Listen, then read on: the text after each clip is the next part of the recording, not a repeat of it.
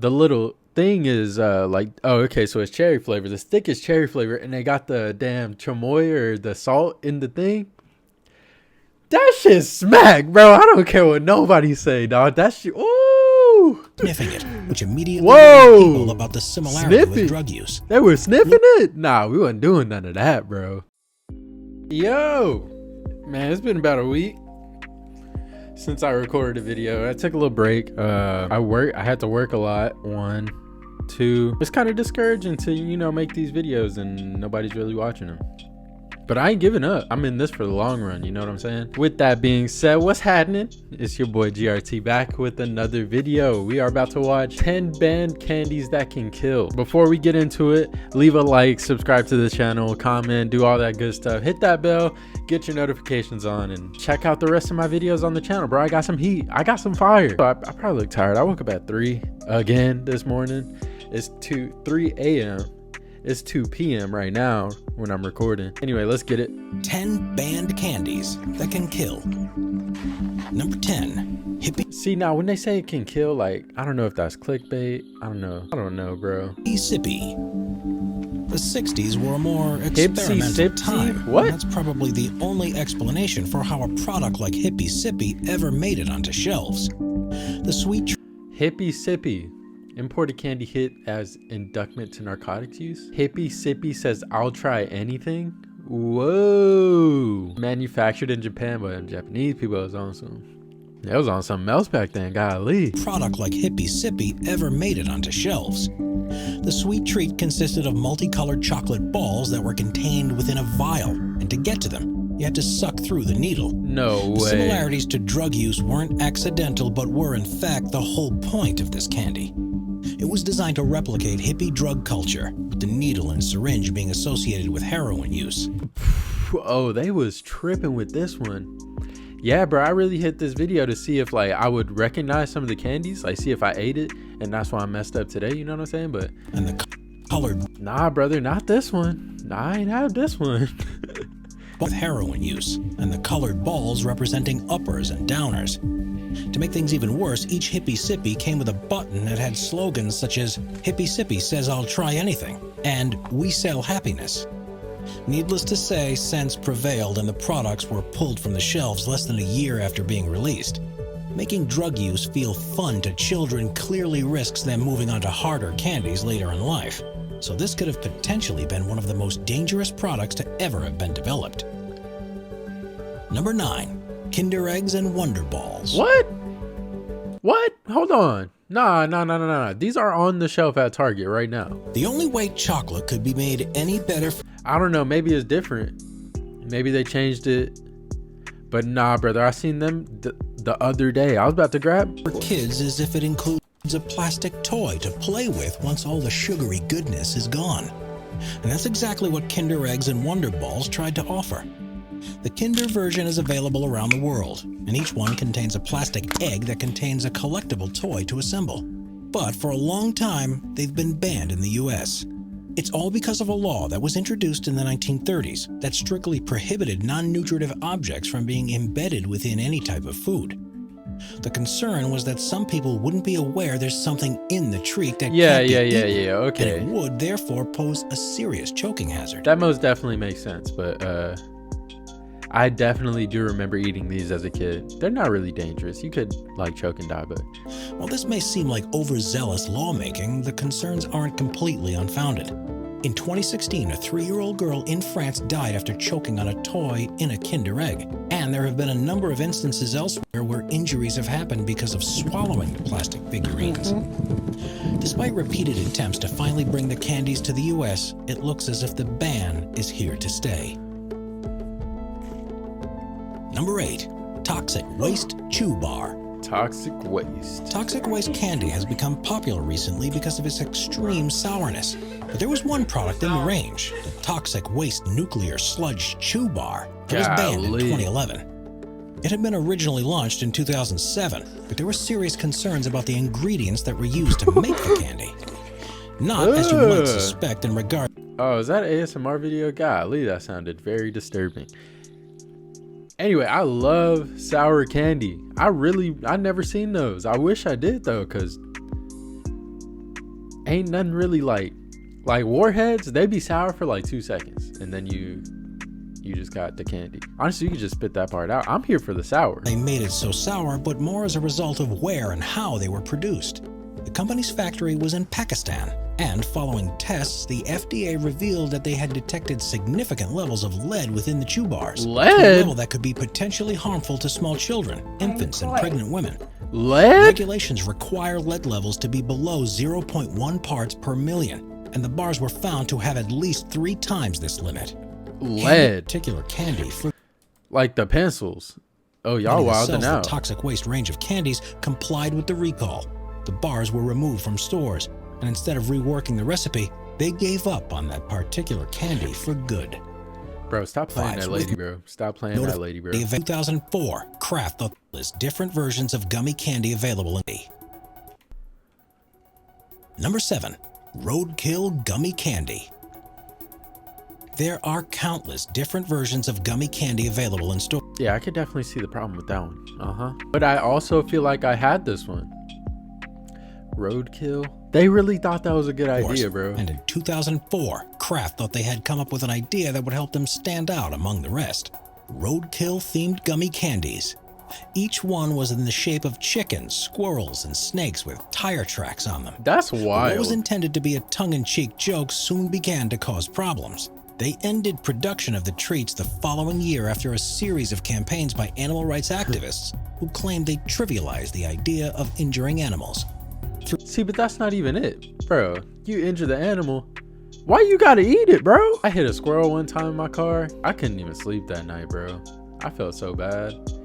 But at the same time, I was like, bro, it's just a squirrel. There's another one. Through fears that the product sent a message to children that it was okay to harm animals, Kraft was forced to relent and rethink their strategy.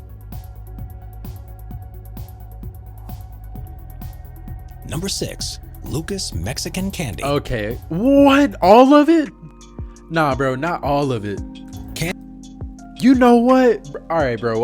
I grew up in a like Spanish. It was nothing but black people and Mexican people. That was it, bro. Lucas, son, we was on that every day, bro. Candy from South America is one of the most in-demand products around the world. Son, that's the one that you just Lucas began targeting squeeze? their products. Yup, we had them too. It was controversial from the beginning. Known as Lucas Mexican Candy, the powdered candy was sold in a shaker container. Bro, it's like them what's some things? The little thing is like, oh, okay, so it's cherry flavor. The stick is cherry flavor, and they got the damn chamoy or the salt in the thing. That shit smack, bro. I don't care what nobody say, dog. That shit, ooh. That children would use to shake it into their mouths. That boy. Others were seen shaking the powder onto a table, arranging it into a line, and then yeah, we did that shit. Sniffing it, which immediately Whoa! told people about the similarity with drug use. They were sniffing it? Nah, we wasn't doing none of that, bro. Nah, we wasn't doing none of that, bro. It was on something else. I don't know. Lucas claimed that this was the result of using the product wrong and that it was designed to be lightly sprinkled on fruit to make it taste better. But they should have known all of kids them would joints find a less healthy. Bro, this one got like holes at the top. Y'all can't see where I'm pointing, but I zoomed in. This one got holes at the top. You squeeze it down and the Lucas come out the top. You want to talk about innovation. The Mexicans got it on lock. You hear me? Way of consuming it. The company's undoing in the end wasn't because they were teaching children. Oh, them little De La Rosa joints were sickening, bro. Disgusting, bro. For real. Them shit, boy. No way. How to partake in adult candy, though, but because of what their products contained. Tests showed that it had more than twice the allowed levels of lead and was so immediately banned by regulators. Okay. All right.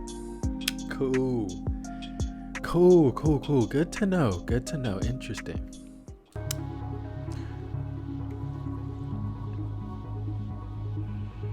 Number 5. Haribo sugar-free gummy bears. What? Sugar-free? Haribo is one of the world's most popular candy brands, but despite making plenty of products that kids and grown-ups love, they haven't always gotten things right. In 2014, their sugar-free gummy bears gained attention because of some rather unfortunate side effects that were experienced by people who ate them in large quantities. The reason for this was the replacement of the sugar used in normal recipes with licocin, a substance that's almost as sweet as sugar, but contains half the calories. Its main ingredient is mannitol, which is a sugar alcohol. But our bodies can't fully digest it, and if it's present in high enough quantities, it can start to ferment in the stomach. They was Because of doodling? this, the Amazon reviews were rather detailed. They with was some calling doodling. Diarrhea while driving. Golly. napalm and saying that it caused intestinal distress, and reminiscent of trumpets calling demons back to hell. Look at that. Tastes amazing, but hurts like none other coming out. Perfect for coworkers or friends. God damn, you gonna do that to your friends? I can't mess with Brett Barcombe, you know what I'm saying? You can't have friends like Brett Barcombe, bro. They fucking with you like that? Got me on the toilet doodling? I'm talking about big drip drip, you know what I'm... Shahid Shabazzi said, you know what you're getting yourself into at this point. It's all real. He said, bro, you know they good as fuck. You gon' buy them, but you know it's gonna happen. Number 4, exploding gum. Interesting. What? Candy companies are always coming up with new varieties of tried and tested favorites. But there is such a thing as going too far. A Ukrainian chemistry student learned this to his cost in 2009 after supercharging his bubblegum with tragic results. He liked to increase the sour taste of his favorite brand, so he would often dip it into citric acid before chewing. On this occasion, however, he used the wrong powder and instead dipped it in explosives. What? All it took was one chew and his gum exploded his jaw, and most of the lower part of his face were blown clean off, and he died soon after. Damn. Needless to say, this particular recipe for gum won't be making its way onto shelves anytime soon. All right, well, that wasn't even something everybody could try. What the hell? Number 3, free candy. You might think that the best kind of candy is free candy. But in Madrid, Spain, the traditions of giving any sweet treats for free has actually been banned. On the 5th of January each year, towns across the country hold a Christmas parade called Cabalgata de Reyes, which sees 3 wise men greeting children before handing out gifts. The men are taken through the streets to a church in a carriage, and part of the tradition involves throwing candy from the carriage into the crowds. It has, however, led to a number of injuries as children scrambled to collect what they can. God in damn. 2013, a 6-year-old boy in Malaga was killed when he No went into the way. street to collect some candy. Got and was ran the hit by fuck the over. carriage. Golly. Rules are now in place to prevent such a tragedy from ever happening again, and children in the region will... See, it just takes one dumbass kid to ruin it for everybody, bro. Oh, that's rough, bro. I'm playing. It's a joke. I'm kidding. Number 2, lollipipe.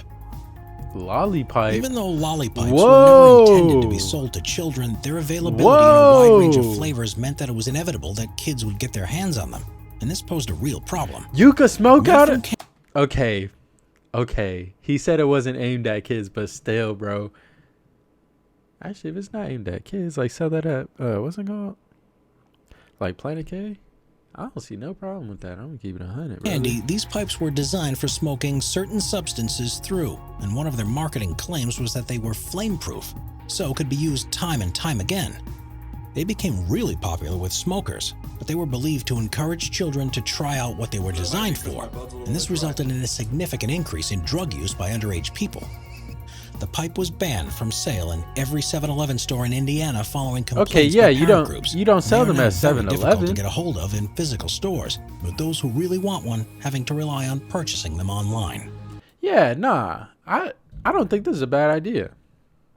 I mean, I don't smoke or nothing, but sell it at Planet K. Don't sell it at 7-Eleven. What the? Sell it at a smoke shop. I don't know. Damn. What? That's so cool. Oh my gosh, it smells so good. I really want to lick it. Number 1, candy cigarettes. No way. Is this really a thing? Candy cigarettes first began to be sold in the late 1800s and were made from sugar. Late gum, or chocolate that 1800s? was wrapped in a paper in a pack that resembled How a have I box of never cigarettes. seen this? Some varieties Bro, you know back in the day you had that goddamn beef jerky. Them round ones. Oh, I forgot. Slim Jim. Slim Jim. Y'all know y'all had the Slim Jim acting like y'all smoking, bro. even included I know y'all did. You know how I know? Because I did it, bro. Come on, powdered bro. sugar that you could blow through the candy stick to simulate smoke. They began to be seen as a way to desensitize children to the idea of smoking, however. And for a time, cigarette manufacturers even helped with the Just like that. Oh, wildin' out, dude. Come production on. of the candy and allowed their branding to be used on packets. As medical organizations began to become more aware of the dangers of smoking, these collaborations became less common, and That's the good. products have now been banned in virtually every country around the world, apart from the US and Canada. Studies have shown that a surprising percentage of smokers had candy cigarettes when they were younger compared to people who don't smoke, so the link between the two has been proved to be significant. What seems like an innocent children's treat is probably responsible for the most deaths of any candy ever, and it's no surprise that very few places now allow them to be sold. That's crazy. Yeah, don't smoke cigarettes. Come on, bro. I really truthfully believe weed is safer than cigarettes, but at the same time, I ain't encouraging that neither. You know what I'm saying? Like, bro, this is a YouTube channel. You do what you want, brother, but don't smoke cigarettes. Come on, dude, and stay off drugs. Y'all are straight up lame if you do either of those. Anyway, that's the whole video. Thank you for watching. Check out my other videos. Leave a like if you enjoyed, and I'll see you in the next one, guys. Peace.